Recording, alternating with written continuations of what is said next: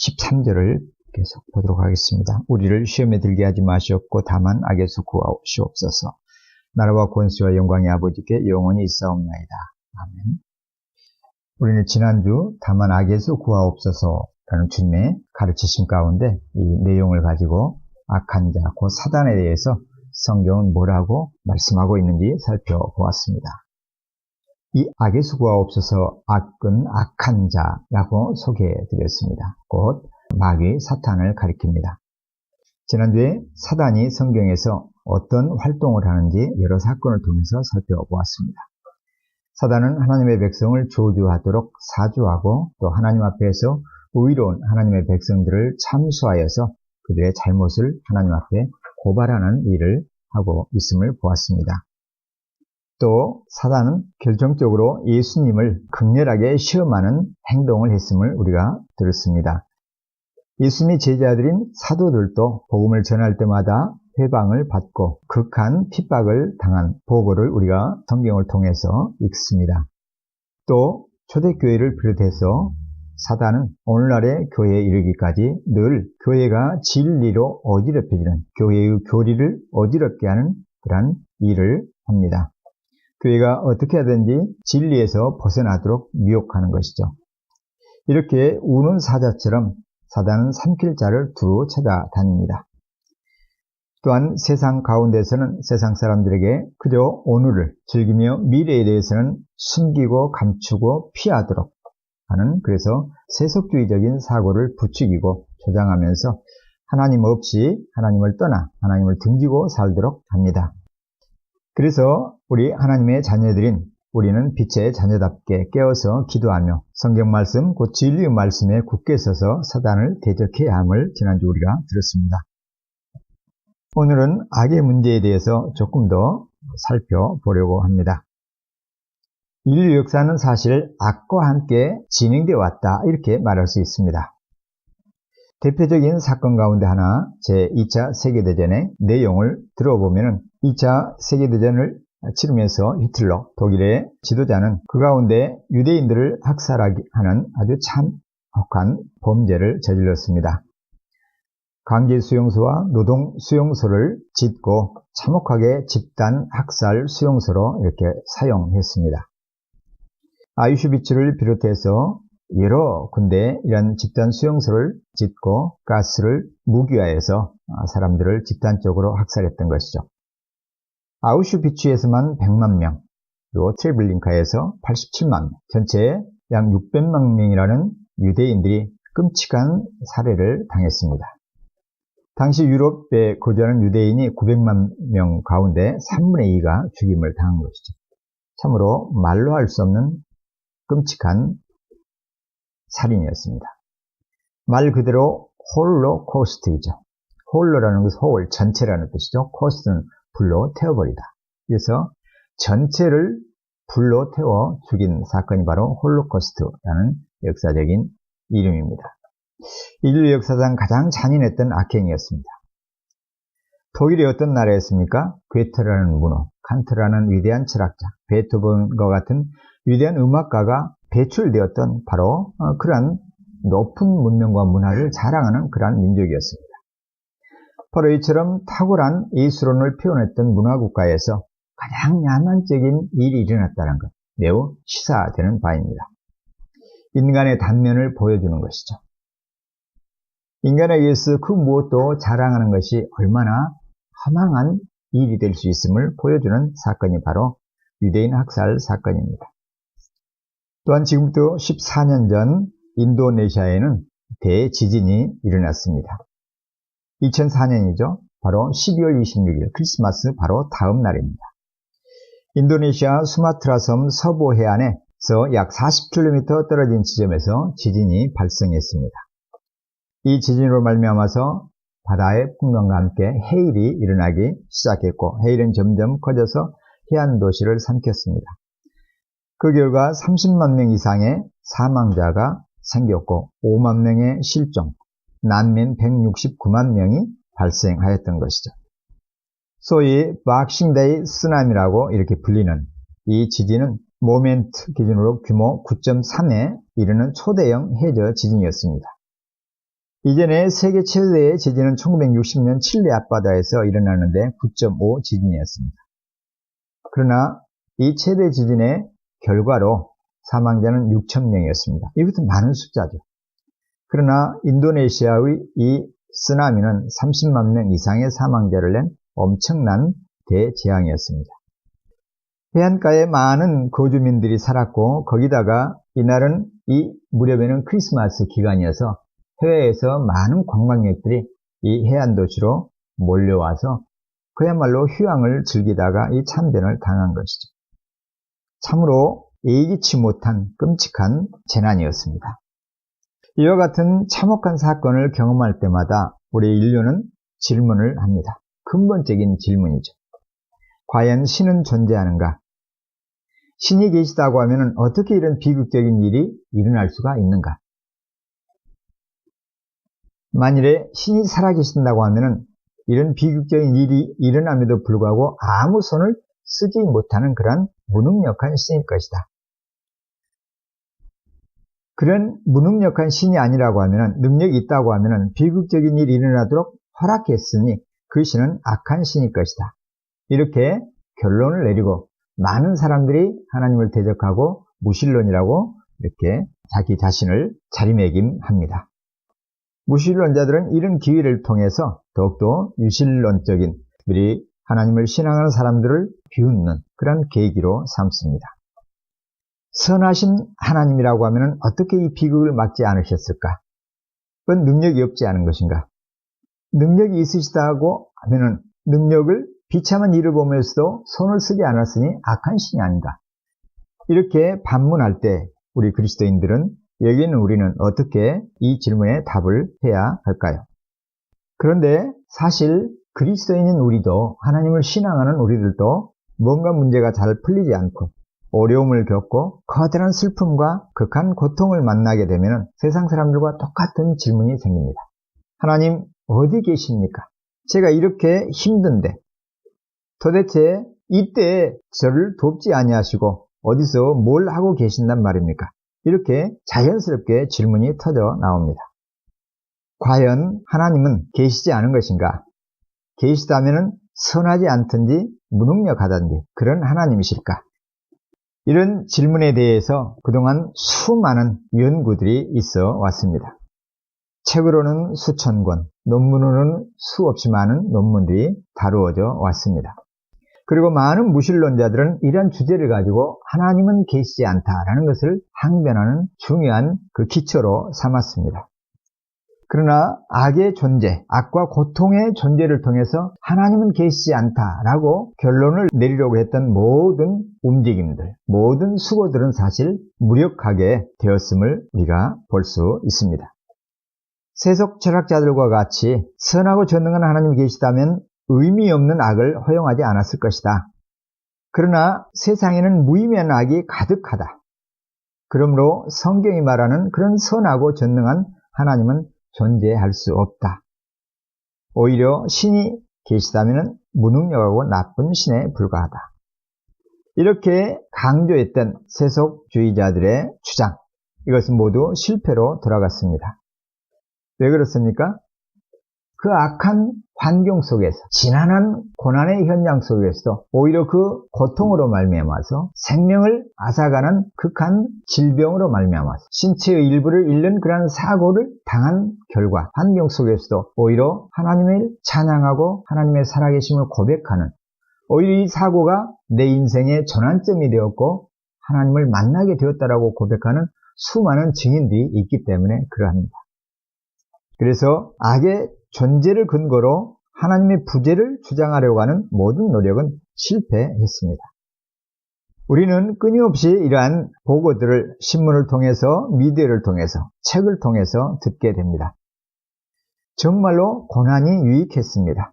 이 고난이 없었으면 오늘 저와 같은 삶은 있을 수가 없습니다.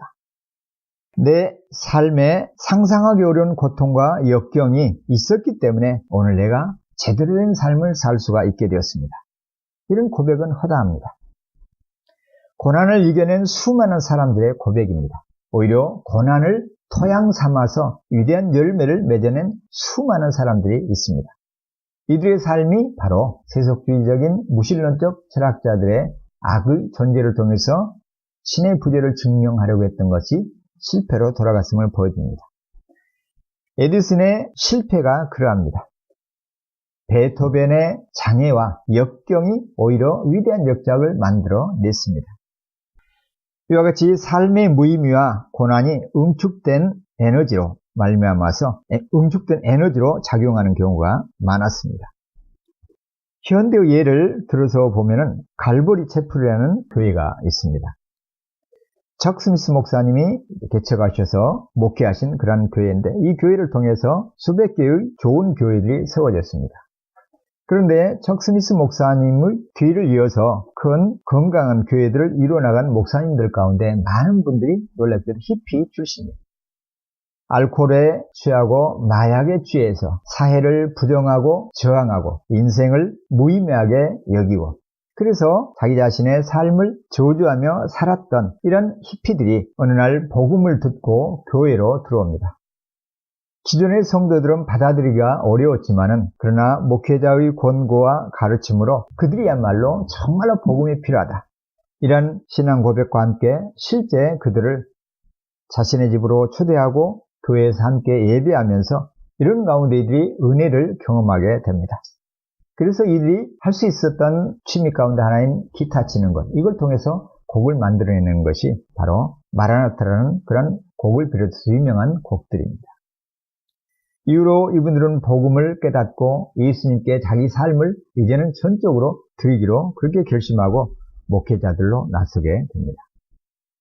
이들 가운데 오늘날 수많은 열매를 맺는, 그래서 수많은 영혼들을 주님께로 인도하는 사역자들이 세워진 것이죠. 바로 삶은 의미가 없다, 그래서 저주하고 기존 사회에 대해서 저항했던 이들이 예수님을 만나게 되자 과거의 방황과 의미가 더욱더 응축되어져서 하나님 나라를 위한 헌신의 에너지로 변하게 되었던 것을 보게 됩니다. 그러나 하나님의 사람 요셉의 삶을 보면 여기서 한 걸음 더 나아감을 볼 수가 있습니다. 아버지의 총애를 받자 형들의 시기를 받고 어느 날 미디안 무역상들에 의해서 애굽으로 팔려가게 되어지죠. 종이 되어버립니다. 그렇게 사랑을 받았던 요셉이 이제는 종으로 팔려가서 가장 비천한 삶으로 떨어지게 됩니다. 그 삶의 전환, 그리고 구덩이 속에서의 공포, 생명을 잃을지도 모른다는 그 두려움, 그러면서 가족에 대한 원망, 형들에 대한 어떤 원한, 이런 것들로 응축될 수가 있었습니다. 노예로 팔려가서 인간적인 대우는커녕 극한 고난과 핍박을 받으면서 지낼 수밖에 없는 그런 신분으로 떨어집니다. 그러나 그런 환경 속에서도 요셉은 하나님의 사람으로서 살아갑니다. 하나님의 말씀을 따르고 하나님을 신앙하며 살아가죠. 그래서 바로 억울하게 누명을 쓰고 옥에 갇히는 죄수가 되지만은 그곳에서도 하나님의 사람으로서의 위치를 지키면서 충성스럽게 일을 해 나갑니다. 이런 옥중과 노예로서의 삶이 나중에 커다란 디딤돌이 되었죠. 그래서 애굽의 가장 어려운 시기에 요셉은 하나님으로 말미암는 지혜, 꿈 해석을 통해서 애굽의 위대한 지도자로 세워집니다. 이 세워지는 것은 세워질 수 있지만 그 다음이 또 문제이죠. 극한의 가뭄이라고 하는 이 가뭄 후 시기를 하나님께서 주신 지혜를 통해서 잘 관리해 나가는 그런 지혜를 발휘합니다. 그래서 애굽과 애굽 일대의 생명들을 구하게 되어지죠. 그렇지만 그럼에도 불구하고 요셉의 과거, 본인이 겪었던 그 참담한 고초와 역경들은 잊을 수가 없습니다. 그런 가운데 형제들을 만나게 되었죠. 기근을 만나서 곡식을 구하러 왔던 그 형제들을 시험해서 잡아두면서 요셉이 가나안에 있는 아버지 야곱을 모셔올 계획을 세웁니다. 그리고 아버지 야곱을 드디어 만나고 자신의 신분을 드러내면서 고백을 하자 형제들도 놀라고 야곱도 놀랍니다. 그리고 이제 야곱이 하나님의 품 안으로 떠나가게 되자 형들은 두려움을 느끼게 되어지죠. 그래서 형제들이 어느 날 요셉 앞에 와서 아버지가 죽었지만은 평소에 네가 보였던 그러한 선한 베품을 끊지 말아달라고 아버지 야곱의 유언대로 그대로 그 유언을 지켜달라고 형들이 부탁을 하자 야곱이 애통하면서 하는 말이 창세기 50장 20절입니다. 창세기 50장 20절을 한번 다 같이 한번 펴볼까요? 구약성경 80쪽입니다. 창세기 50장 20절 당신들은 나를 해하려 하였으나 하나님은 그것을 선으로 바꾸사 오늘날과 같이 많은 백성의 생명을 구원하게 하시려 하셨나니 21절 당신들은 두려워하지 마소서 내가 당신들과 당신들의 자녀를 기르리이다 하고 그들을 간곡한 말로 위로하였더라. 우리말 성경에는 의미가 조금 부족한 면이 있어요. 당신들은 나를 해하려 하였으나 이 말씀은 해하려 하다 이 말에서 해는 evil을 말합니다. 주기도문에 나오는 evil, 악이라는 단어이죠. 형들은 나에 대해서 악을 행하기를 의도하였지만 이 말입니다. 이것은 우리말 성경이나 그렇게 크게 차이는 안 나요. 해하려 하였으나, 악을 행하려고 하였으나 같으니까. 그런데 그 다음이 이제 부족한 면이 있어요. 하나님은 그것을 선으로 바꾸셨다. 이 의미입니다. 여기서 그것은 물론 뭘까요? 악을 말이야. evil. 하나님은 그 악을, 그 evil을 선으로 바꾸셨다. 근데 선으로 바꾸시다라는 이 말이 사실은 해하려 하였으나에 쓰는 단어가 똑같아요. meant라는 단어, 미네 이제 과거형으로 meant로. 하나님께서는 God meant it for good. 즉, God meant evil for good. 하나님께서는 그 악을 선으로 하시려고 의도하셨다. 뜻하셨다. 그러니까 선을 위해서 악을 의도하셨다. 이 의미라는 것이죠. 여기에 이제 중요한 악의 문제가 들어 있습니다. 요나단 에드워즈는 이 부분을 하나님의 뜻을, 의지를 두 가지로 해석을 하는데요. 주권적인 의지와 도덕적인 의지 이렇게 표현을 합니다. 주권적인 의지, 하나님의 전적인 주권하에는 그러한 의지, 그리고 도덕적인 의지라고 하는 것은 보편적으로 이 인류 역사와 인류 안에서 벌어지는 그러한 하나님의 뜻을 말할 때 도덕적인 의지 이렇게 말합니다. 하나님께서는 원래 갖고 계시는 주권적인 뜻을 갖고 계셔요. 요셉의 삶을 통해서 요셉을 통해서 이루시기를 원하시는 하나님의 목적이 있으시다는 것이죠. 그 주권적인 뜻에는 하나님은 악을 행하시거나 악을 조장하시는 그런 하나님은 아니시죠. 선하시기 때문에. 그럼에도 불구하고 인류 역사 속에서는 사람들 가운데 세상 사람들의 삶 속에는 악이 여전히 행행해요. 그런데 이때 하나님께서는 이 인간 사회 속에서 벌어지는 이 악을 통해서 하나님의 선하신 목적을 이루시는데 활용하신다는 점이에요. 바로 여기에서 하나님께서 악을 의도하셨다라는 말은 그런 의미예요. 하나님이 악을 행하셨다, 의도적으로 행하셨다라는 것이 아니라 요셉이라는 한 인간의 삶을 통해서 하나님께서 목적을 갖고 계시고 그 목적을 이루시는 데 있어서 형들이 구덩이에 팔고 억울하게 죄수 누명을 쓰게 되어지고 심지어는 이제는 감옥에 갇히는 이런 악을 경험할 때 이 악은 하나님이 만드신 것은 아니지만 인간의 악행들을 통해서 하나님께서 요셉이라는 인물을 통해서 당시의 기근을 해결하고 또 야곱의 가족들 이스라엘을 먹이시기 위한 거대한 계획들을 세우시고 그 계획을 이루시는 방편으로 오래전에 창세전 하나님께서는 그 목적을 정하시고 요셉의 일생 일대를 걷게 하시면서 하나님께서는 그 기회의 악행들을 활용하셔서 요셉을 통해서 하나님의 목적을 이루시는 그런 면에 있어서 하나님께서 악을 의도하셨다 이란 말입니다. 창세기 50장 20절이 바로 그 말씀입니다. 그래서 요셉이 당신들은 나에 대해서 악을 행하려고 했지만 동생을 없애버리려고 이렇게 악을 의도했잖아요. 그렇게 했지만 하나님께서는 선을 위해서 그 악을 의도하셨다. 악이 일어났도록 의도하셨다.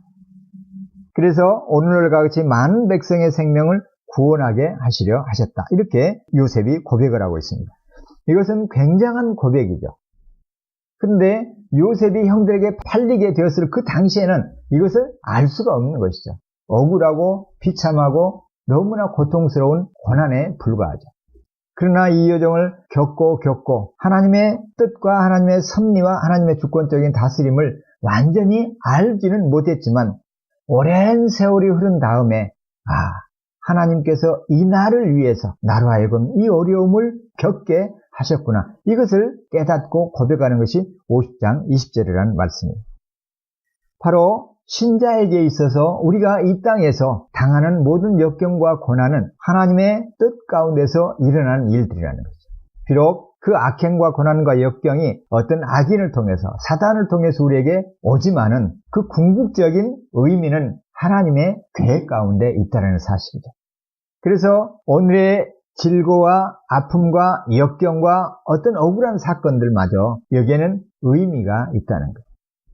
하나님께서 나를 단련시키시고 내 신앙을 더욱더 견고케 하거나 아니면 이 고난이 없으면 내가 내 삶이 향락이라든지 어떤 무의미한 대로 이렇게 떨어질 수가 있는데 그것을 붙드시는 도구로 고난과 역경을 사용하시기도 한다는 거죠.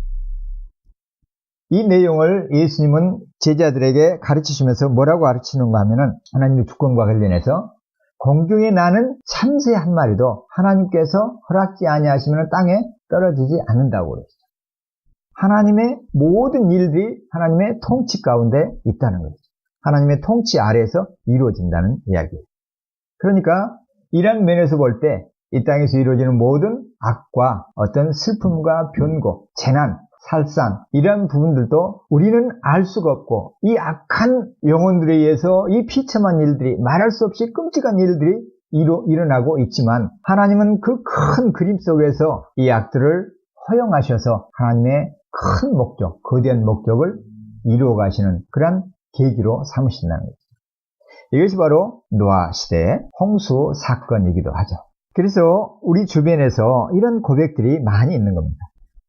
제 생에 있어서 역경이 바로 너무 억울한 일이 결국은 저로 하여금 훌륭한 삶을 살게 해 주었습니다. 저를 더욱더 겸손하게 낮추어 주었고 그래서 내가 화랑방탕한 삶으로 떠나가지 않도록 바로 막는 그런 굴레가 되어 주었습니다. 성공적인 열매를 맺을 수 있는 결과가 바로 이런 역경이 있었기 때문에 제가 더욱더 노력해서 이 결과물을 얻을 수가 있게 되었습니다. 이런 고백들을 하는 이유가 여기에 있습니다. 불치의 병을 듣고 일어선 많은 사람들의 한결같은 고백이 그렇습니다. 이 병이 있었기에 내가 더 단단해지고 겸손해지고 성숙해질 수 있었다고. 헬렌 켈러는 눈을 잃었지만 더 넓은 마음과 영혼의 세계를 볼 수 있었습니다. 마약을 일삼던 어떤 한 청년이 어느 날 총기 사고로 인해서 실명하게 되었습니다. 눈을 잃었으니까 얼마나 비참하고 억울합니까? 얼마나 분이 가득하겠습니까? 그러나 이 청년은 결국 내 몸의 한 일부가 눈이 한 눈을 잃게 되어지자 내 마음의 눈이 열리게 되었습니다. 비로소 하나님을 찾게 되었고 하나님을 신앙하게 되었다고 고백합니다. 이런 고백들이 너무나 많다는 것이죠. 그러나 유물론자들, 진화론자들은 어떻게 얘기합니까? 그 기준에 의하면 우리 인간은 물질에 불과하기 때문에 선악이란 있을 수가 없는 것이죠. 상대적인 것에 불과하죠. 궁극적인 의미에서 악이란 없습니다. 물질에 무슨 악이 있겠습니까? 그런데 부정할 수 없는 것은 현실 속에는 악이 존재한다는 사실입니다. 그렇기 때문에 유물론적인 주장, 그 이상의 어떤 실제가 존재하지 않을 수가 없습니다. 이런 면에서 이 땅 위에 존재하는 모든 악은 사실 거꾸로 현실을 초월하는 어떤 존재, 하나님의 존재를 증명하고 있다는 사실입니다. 그 대표적인 사건이 예수님의 십자가 사건입니다. 예수님이야말로 어떤 죄의 대가를 치를 필요가 없는 분이십니다.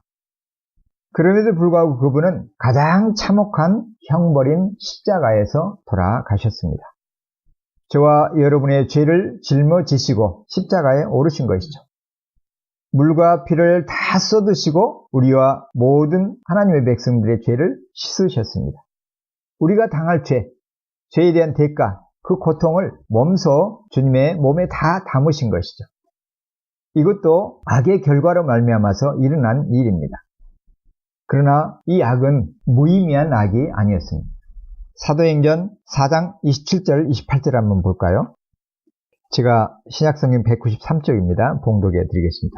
과연 헤롯과 본디오 빌라도는 이방인과 이스라엘 백성과 합세하여 하나님께서 기름 부으신 거룩한 종 예수를 거슬러 하나님의 권능과 뜻대로 이루려고 예정하신 그것을 행하려고 이 성에 모였나이다.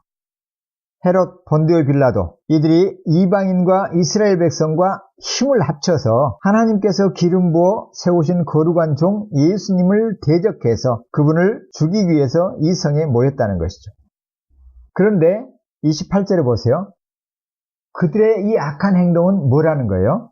하나님의 권능과 뜻대로 이루려고 예정하셨다. 이렇게 말씀하고 있어요. 세상 사람들 눈에는 한 청년이 참 불행하게 되었구만, 이렇게 말하고 말 것이죠. 그렇지만 이 일은 하나님의 능력과 하나님의 뜻 가운데서 하나님께서 이루시기 위한 뜻을 위해서 미리 예정하신 그 일을 이루기 위해서 헤롯과 본디오 빌라도 유대인들이 지금 예수님 십자가 앞에 예수님의 십자가의 복음을 증거하는 이 일에 지금 몰려들었다는 것이죠. 이와 같이 세상 가운데 벌어지는 악행, 이해할 수 없는 곤고함, 재난, 이러한 데는 궁극적인 하나님의 뜻이 있고 그 목적을 이루시려는 계획들이 있다라는 점입니다. 놀랍게도 예수 그리스도의 십자가의 그 큰 고난은 하나님의 사랑에 대한 확증이었습니다. 하나님께서 하나님의 피조물인 자녀들을, 인간을 그렇게까지 사랑하신다라는 증거로 아들을 보내셔서 십자가에 죽게 하신 것이죠. 십자가에 내어주신 것입니다. 그래서 예정된 이 일을 이루심으로 하나님께서 지으신 사람들을 살리시려는 하나님의 희생이었습니다. 사실 사단은 늘 하나님의 사람들을 악용해서 악을 일으킵니다. 사무엘하 12장 11절에서도 보면은 여호와께서 말씀하십니다. 내가 네 집에서 너를 대적하는 악을 일으키겠다. 너를 대적하는 악을 일으키겠다. 내가 바로 네 눈앞에서 네 아내들을 데려다가 네 이웃에게 줄 것이니 그가 밝은 대낮에 네 아내들을 욕보일 것이다. 그리고 사무엘하 24장 1절에서도 보면은 여호와께서 다시 이스라엘에게 진노하시게 되었습니다. 그래서 그들을 치시려고 다윗을 부추기셔서 이스라엘과 유다의 인구를 조사하게 하십니다. 하나님께서 이스라엘에게 진노하셨습니다. 이스라엘의 불순종으로 말미암아 하나님께서 진노하시게 된 것이죠. 그래서 누구를 사용하십니까? 다윗이라는 왕을 부추깁니다. 그래서 이스라엘과 유대 인구를 조사하게 해요. 다윗 왕이 요압과 군대 장교들에게 말합니다. 이스라엘 곳곳에 나아가서 인구를 조사하라. 이스라엘 인구가, 유대 인구가 얼마나 되는지 알아야 되겠다. 그때 요압 장군이 이렇게 다윗 왕에게 답변을 하죠. 왕의 하나님 여호와께서 군대를 100배로 늘려주셔서 내주 왕의 눈으로 직접 보실 수 있기를 바랍니다만 왕께서는 왜 그런 일을 하려고 하십니까? 교만한 일을 하려고 하시는가 하고 다윗을 막는 것이죠. 그렇지만 다윗은 명령을 내립니다. 그런 다음에 사무엘하 24장 10절에 보면 다윗이 인구조사를 마치고 난 다음에 양심의 가책을 받습니다. 그리고 하나님께 자백합니다. 제가 이런 일을 해서 큰 죄를 지었습니다. 그러나 주님 이제 이 종의 죄를 용서해 주시기를 기도합니다. 참으로 제가 너무도 어리석은 일을 하였습니다. 하나님은 때로 다윗과 같은 왕, 하나님의 백성에게 악을 일으키도록 그러한 충동을 하시는 경우도 있으십니다. 악한 마음을 보시고 허용하시는 것이죠. 다윗이 교만해져 있는 그 모습을 보시고 그 마음이 흘러가는 대로 내버려 두십니다. 그래서 하나님의 뜻을 이루기를 원하시는 것이죠. 이게 어디 다윗에게만 있는, 하나님의 백성에게만 있는 일인가요? 하나님은 이처럼 만사를 다스리시는데 사람의 생명과 죽음을 다스리는 것을 욥의 사건을 통해서 볼 수가 있죠. 욥기 1장 21절 22절 또 2장 10절 이하에 보면은 욥이 큰 고난으로 말할 수 없는 어려움을 겪게 됩니다. 사랑하는 자녀들, 재산들 다 잃어버리죠. 참 졸지에 모든 것을 빼앗깁니다. 의인 중에 의인이었던 욥이 모든 것을 잃고 난 다음에 고백 20절을 보면은 겉옷을 찢고 머리털을 밀고 땅에 엎드려 하나님께 예배합니다. 그때도 신앙을 잃지 않고 하나님을 찾습니다. 그러면서 하는 고백이 욥기 21장 21절 22절인데요. 내가 모태에서 알몸으로 나와 싸운 적 또한 알몸이 그리로 돌아올지라. 주신 이도 여호와시요 거두신 이도 여호와이시니 여호와 이름이 찬송을 받으실지니이다 하고 모든 일에 욥이 범죄하지 아니하고 하나님을 향하여 원망하지 아니하다. 욥의 고백이 뭡니까? 주시는 이도 여호와 하나님이시고 거두어 가신 이도 여호와 하나님이시니 다만 여호와 이름이 찬송을 받을지어다. 욥은 하나님의 사람이었죠. 하나님을 가까이서 만났고 그분이 어떤 분이라는 것을 알았기 때문에 하나님이 하신 일은 선하신 하나님이시기 때문에 선한 일일 수밖에 없다는 것을 욥은 고백하고 있는 것이죠. 이 모습을 곁에서 지켜보던 욥의 아내는 뭐라고 합니까? 당신이 그래도 자기 온전함을, 그 신앙을 굳게 지키느냐, 이 어려운 환경 속에서. 그러자 욥의 아내는 그러면서 하나님을 욕하고 죽으시오 이렇게 말합니다. 그때 욥이 아내에게 뭐라고 대답을 합니까? 한 어리석은 여자의 말 같도다. 우리가 하나님께 복을 받았은즉 화도 받지 아니하겠느냐 하고 모든 일에 욥이 입술로 범죄하지 않습니다. 하나님의 전적인 통치, 절대적인 주권을 신앙하였던 바로 욥의 모습입니다. 고난의 깊은 의미를 온전히 깨닫지 못했지만 고난을 허용하시는 하나님은 좋으신 하나님, 선하신 하나님, 어떤 선한 계획을 갖고 계시는 하나님임을 욥은 고백하고 있습니다. 하나님은 모든 일을 다스리시는 분입니다. 신명기 32장 39절에 이렇게 하나님을 소개합니다. 이제는 나 곧 내가 그인 줄 알라. 나 외에는 신이 없도다. 나는 죽이기도 하며 살리기도 하며 상하게도 하며 낫게도 하나니 내 손에서 능히 빼앗을 자가 없도다. 하나님의 주권을 이스라엘 백성들에게 가르쳐 주십니다. 그래서 야고보 사도는 야고보서 4장에서 이렇게 하나님의 뜻을 전달합니다. 야고보서 4장 14절 15절 말씀인데요. 신약성경 374쪽입니다. 내일 일을 너희가 알지 못하는도다. 너희 생명이 무엇이냐? 너희는 잠깐 보이다가 없어지는 안개니라. 너희가 도리어 말하기를 주의 뜻이면 우리가 살기도 하고 이것이나 저것을 하리라 할 것이거늘. 하나님의 주권에 달려 있는 것이죠. 우리는 내일 일을 모릅니다. 우리는 사실 잠깐 보이다가 없어지는 안개에 불과합니다. 이런 짧은 존재인 우리 인간이 하나님 앞에서, 사람들 앞에서 자랑할 것은 아무것도 없습니다. 하나님 은혜가 없다고 하면 악을 일삼다가 떠날 존재이기 때문에 그렇습니다. 하나님은 병도 다스리는 분이십니다. 출애굽기 4장 11절에 보면은 여호와께서 그에게 이르시되 누가 사람의 입을 지었느냐? 누가 말 못하는 자나 못 듣는 자나 눈 밝은 자나 맹인이 되게 하였느냐? 나 여호와가 아니냐? 참 이해하기 어렵죠. 볼 수 없는 시각 장애자로 되는 것, 태어나기도 하고 그렇게 사고를 당해서 시력을 잃기도 하고 또 듣지 못하는 경우, 말을 잃어버리는 사람, 궁극적으로는 하나님으로 말미암았다고 모세를 통해서 하나님께서는 말씀하십니다. 욥의 고백하고 똑같죠. 하나님께서 허락하셨다고 하면은 주님이 나면서부터 소경된 자를 향해서 뭐라고 말씀하십니까? 이제의 죄가 누구로 말미암느냐라고 묻자 듣는 사람들이 아무 대답을 못하죠. 하나님의 영광을 위해서 이자가 볼 수 없게 되었다라고 말씀하십니다. 질병은 하나님의 원래 계획은 아니시죠. 창세기 3장 이전에는 원래 계획이 아니시더라는 것도 하나님의 성품으로 원하시는 것이 아니라는 것이죠. 하나님의 커다란 계획 가운데는 이 악이, 질병이 들어있지만 하나님 그분 자신의 본뜻하고는 거리가 먼 것이죠. 원래 원치 않으셨던 것입니다. 그러나 인간의 범죄로 말미암아서 나타나는 양상들이죠. 고린도후서 12장 7절에 사도 바울을 통해서 하나님은 이렇게 말씀을 하십니다. 신약성 298쪽입니다. 여러 계시를 받은 것이 지극히 크므로 너무 자만하지 않게 하시려고 내 육체에 가시 곧 사단의 사자를 주셨으니 이는 나를 쳐서 너무 자만하지 않게 하려 하심이라. 하나님의 뜻 가운데서 바울은 자신의 질병을 참 수치스럽지만은 괴롭고 힘들지만은 이 질병을 낫게 해달라고 거듭거듭 하나님께 기도했지만은 치료가 이루어지지 않자 이것은 하나님께서 내게 주신 뜻이고 내가 짊어지도록 하는 하나님의 요구이시구나. 이걸 깨닫게 되고 고백하는 말씀이 고린도서 12장 7절이죠. 너무 자만하지 않게 하시려고. 하나님으로부터 받은 계시가 너무 크기 때문에 자만하지 않도록 하기 위해서 육체의 가시를, 사단의 가시를 허락해 주셨구나. 이렇게 고백하고 있습니다. 우리의 질고 가운데서도 이런 질고가 있다는 것이죠. 전염병으로 우리의 나태함으로 병에 걸릴 수도 있지만 하나님은 그 병을 막으실 수도 있으시는 능력이 있으신 분이십니다.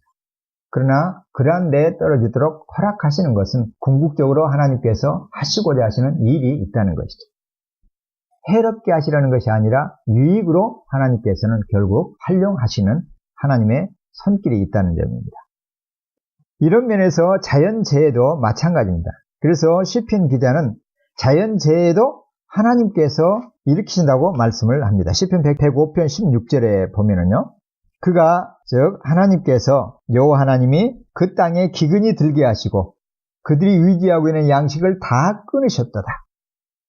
하나님의 백성들과 인간이 너무 자고하고 신을 거부하고 하나님께 대적하며 하나님의 백성이 하나님의 뜻대로 살지 않고 방탕하고 향락에 빠져 살게 되면 어떻게 하신다고요? 재난을 보내신다는 거예요. 굶주리게 하신다는 것이죠. 기근을 보내시는 것입니다. 그래서 그들이 신으로 의지하고 있는 양식이라는 뭐예요? 양식을 신으로 섬기고 있다는 것이죠. 이것이면 다 된다. 부족함이 없다. 이 양식과 같은 것들이 오늘날도 많이 있죠. 이러한 것들을 하나님께서는 끊어 놓으신다는 겁니다.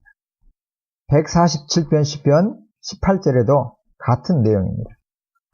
시편 147편 18절에 보면은 그가 말씀을 보내셔서 그것들을 녹이시고 바람을 불게 하신 즉 물이 흐르는도다. 하나님께서 바람을 보내서 얼음을 녹게 하셔서 그리고 물이 흐르도록 하신다는 것이죠. 자연 만물들을 다스리고 계시는 하나님을 볼 수가 있죠.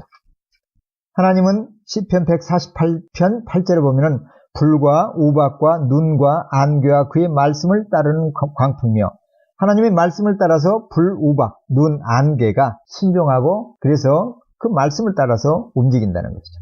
광풍이여 산들과 모든 작은 산과 과수와 모든 백향목, 짐승과 모든 가축과 기는 것과 나는 새, 세상의 왕들과 모든 백성들과 고군들과 땅의 모든 재판관들, 총각과 처녀와 노인과 아이들아 여호와 이름을 찬양하라.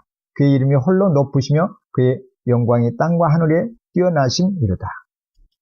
그렇기 때문에 만물을 다스리시는 하나님의 은혜수가 그분을 찬송해야 한다. 하나님은 때로 역사를 다스리시면서 회로운 짐승을 보내어서 다스리기도 하십니다. 다니엘 6장 22절이 그러하죠. 사자굴에 던져 넣습니다. 그래서 다니엘을 물게 형벌을 내리죠. 그러나 하나님께서 천사를 보내주셔서 사자의 입을 막습니다. 그리고 음모를 꾸몄던 사람들을 집어넣죠. 순식간에 물어뜯죠. 똑같은 사자가 하나님의 사람을 보호하지만은 하나님께서 심판하실 때 악을 행한 사람들을 이렇게 심판하시는 도구로도 짐승을 사용합니다. 사도행전 12장에서도 동일한 내용이 나오죠.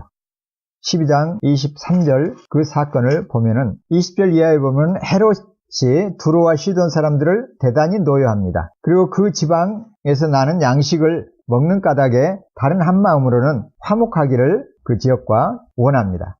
그래서 헤롯이 날을 잡고 왕복을 입고 심판대에 앞 앉아서 백성에게 연설을 하죠. 그때 백성들이 소리를 지릅니다. 신의 소리다. 사람의 소리가 아니다. 이때 헤롯이 영광을 하나님께로 돌리지 않습니다. 그때 어떻게 합니까? 하나님께서 주의 사자를 보내어서 그리고 벌레에게 먹혀 죽게 하십니다. 하나님은 교만한 헤롯을 치는 도구로 이렇게 벌레를 사용하시기도 한다는 것이죠. 그래서 이사야 선지자는 이사야 45장 7절에서 나는 빛도 짓고 어둠도 창조하며 나는 평안도 짓고 환난도 창조하나니 나는 여호와라. 이 모든 일들 행하는 자니라. 또 창조하시는 하나님 그리고 어둠도 창조하시는 하나님이십니다. 평안뿐만이 아니라 환난도 일으키시는 하나님이십니다. 이 모든 일들을 여호와 하나님이 다스리십니다. 그렇기 때문에 이 땅 위에서 우연이란 없다는 것이죠. 하나님이 모든 것을 다스리십니다. 다만 하나님을 인정하지 않는 사람들은 그걸 우연이라고 말할 뿐이죠. 하나님이 계시지 않다고 말하는 사람들을 향해서 스펄전 목사님은 태양광선을 예로 듭니다. 이것은 아인슈타인도 예로 들었던 내용이기도 해요. 태양이 떠 있고 태양광선 아래에는 무수히 많은 먼지들이 왔다 갔다 합니다. 그러나 그 태양광선이 멈추지 닿지 않는 곳, 방해를 받는 곳에는 그늘, 어둠이 있게 된다고 얘기를 합니다. 그러면서 우리 세상 사람들은 어둠을 바라보면서 악의 존재를 어둠과 연결해서 악이 있기 때문에 하나님이 안 계신다라고 하는 것은 마치 빛이 없고 어둠이 생기기 때문에 태양이 없다라고 말하는 것하고 똑같다. 아인슈타인도 똑같은 논리로 신이 없다라고, 하나님이 없다라고 주장했던 한 교수에 대해서 이렇게 반박을 하죠. 빛이 어둠이라는 것은 존재하지 않는다. 다만 빛이 닿지 않았을 뿐이다. 이렇게 얘기하죠. 그렇다고 해서 빛이 존재하지 않는 것은 아니질 않는가? 스펄전과 아인슈타인의 태양광선을 통한 애화의 뜻은 이것이죠. 빛과 같은 하나님이 살아 계십니다. 그러나 우주 가운데 어떤 부분에는 깊은 계곡이라든지 밤이라든지 이런 환경 속에서는 태양빛이 닿지 않습니다. 그렇다라고 해서 태양이 없는 것은 아니지 않는가? 이 땅에 악이 존재하고 고난이 발생하고 비참한 참담한 재난이 있다고 해서 살아계신 하나님이 활동하지 않으시거나 하나님이 계시지 않는다고 말하는 것은 마치 어둡기 때문에 태양이 없다라고 말하는 것하고 같다라는 것이죠. 오히려 앞에서 보았던 것처럼 악은 하나님께서 살아계시다라는 것을 외치는 나팔 소리로도 작동한다는 것입니다. 그래서 고난은 확성기다라는 그런 말도 있는 것처럼 하나님께서는 다양한 재난과 고난을 통해서 악을 징벌하시고 그 징벌하심으로 말미암아서 하나님이 살아계시고 하나님께로 돌아오도록 말씀하고 계시다는 사실이죠. 그러면은 의로우신 하나님, 선하신 하나님이 왜 이런 악을 허용하시는가? 이 점이 커다란 숙제이기도 하죠. 이 점에 대해서 요나단 에드워즈만큼 잘 설명하고 있는 분은 없을 것입니다. 요나단 에드워즈는 하나님은 왜 악이 존재하도록 작정하시는가? 이 질문에 대해서 이렇게 답을 합니다. 그 이유는 영원한 영광이 빛나게 할 적당하고 탁월한 일이기 때문에 그렇다. 똑같은 이유로 하나님의 영광이 빛나는 일은 완벽해야 한다.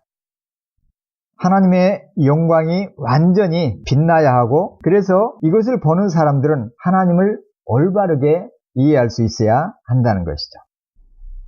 그래서 하나님의 장엄한 어미와 그분의 위대하심 그리고 의로우심과 거룩하심은 반드시 드러나야 합니다. 이 거룩함과 하나님의 완전한 영광이 드러나야 되는데 어떻게 해서 드러날 것인가? 그것은 죄와 형벌을 통한 영광이 없다고 하면 하나님의 선하심과 사랑, 거룩하심도 그분의 영광도 희미해질 것이기 때문에 그렇다. 이렇게 진단합니다.